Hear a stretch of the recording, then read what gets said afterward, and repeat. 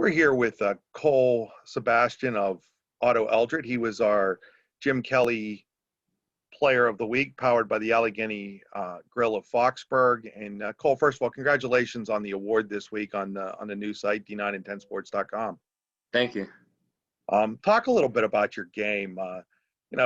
We sort of started counting. We think there's about 7 ways that you can score or be involved in scoring a touchdown. And you were involved in 4 of those. You threw 3 touchdown passes. You ran for a score. You caught a touchdown. You returned an interception for a touchdown. You ever been involved in a game where you've been able to find a way to get on your team on the scoreboard in so many different ways? No, I definitely haven't. I never expected to, but you just kind of went out there and played, and it happened.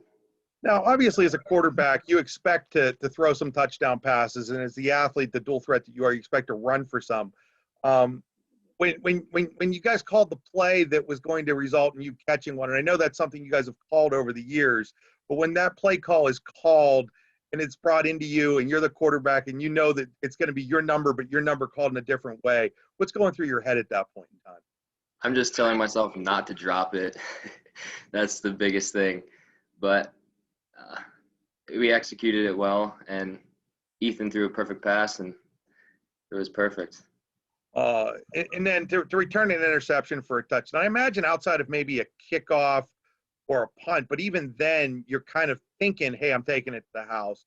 I'm going to guess that an interception return for a defensive player, for any player, may be one of the most exciting plays in all of sports because it's so sudden and just happens the way that it happens. You catch that and you see all that space out in front of you. Is it, again, just, hey, don't fall, or is it just let your athletic instincts take over? Yeah, it's kind of don't fall and just keep your head forward and don't look back. To get that win, and obviously you guys had a tough game in the first week of the season. To come back and then to fall down like you did on Saturday, 14-0, to come back and get that win. What does that do for you guys as a football team? The first week against Smithport, we never really turned a switch, and we kind of gave up after we were down a couple scores, and we never really came back from it. But this week we came back, we fought the whole game, and we really just did our thing, and really shows what kind of the team we are.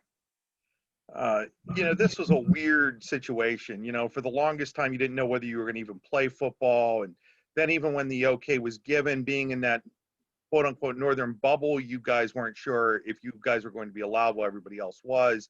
Just talk about the difference in preparation for your senior season compared to maybe some of the other seasons that you've gone into, and just what it's taken to even get up to speed this year compared to other seasons. Yeah, during the summer, we couldn't really do much with the defensive side of the game because of the distancing.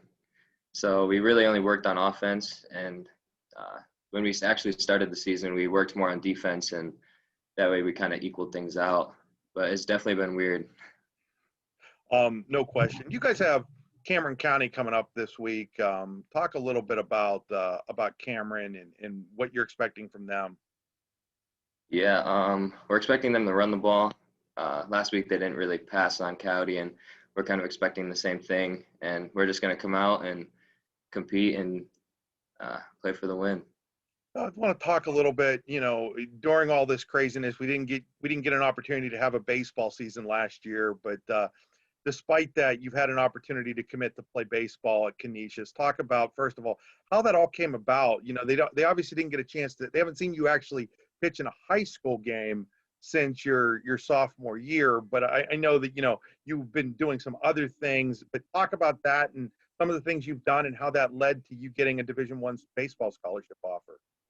Yeah, during the summer I played for a travel team, and that really got me out there. And I went to a lot of prep baseball report camps and tryouts, and that kind of, this summer they videoed it all and was live streaming it, and that really put me on the radar of them.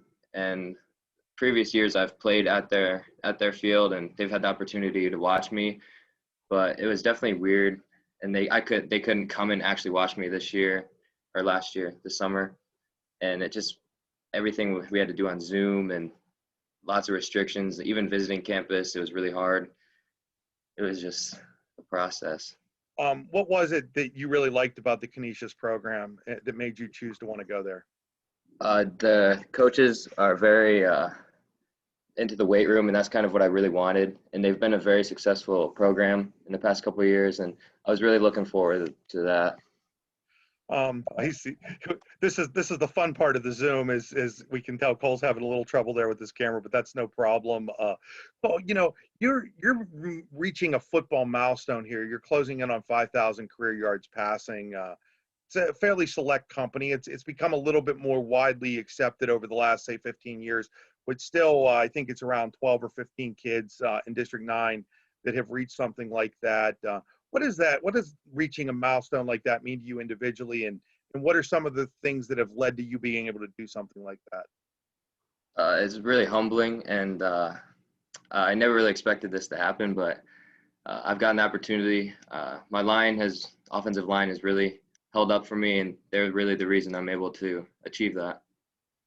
You've had the great fortune of playing with some great athletes. You mentioned Ethan Smith who threw that pass. I can think of Cameron McGee, Yep. and your brother, some other people up there between the Otto and Oswego Valley communities that you guys co-op in football with. I'm sure that's been a lot of fun having some really great athletes that you can get the ball to and make you sometimes look good. We've all seen that sometimes where the quarterback gets all the glory, but the quarterback knows, wow, that wasn't a great pass, but man, my receiver really bailed me out. How fun has that been? For sure. It's really fun, you know. I try to just get them the ball and they do what they can do and make moves and makes me look good, you know.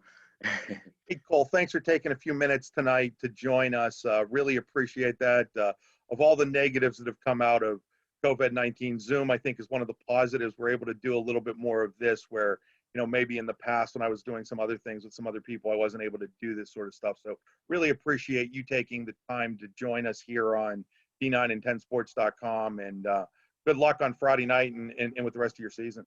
Thank you. Thank you for having me.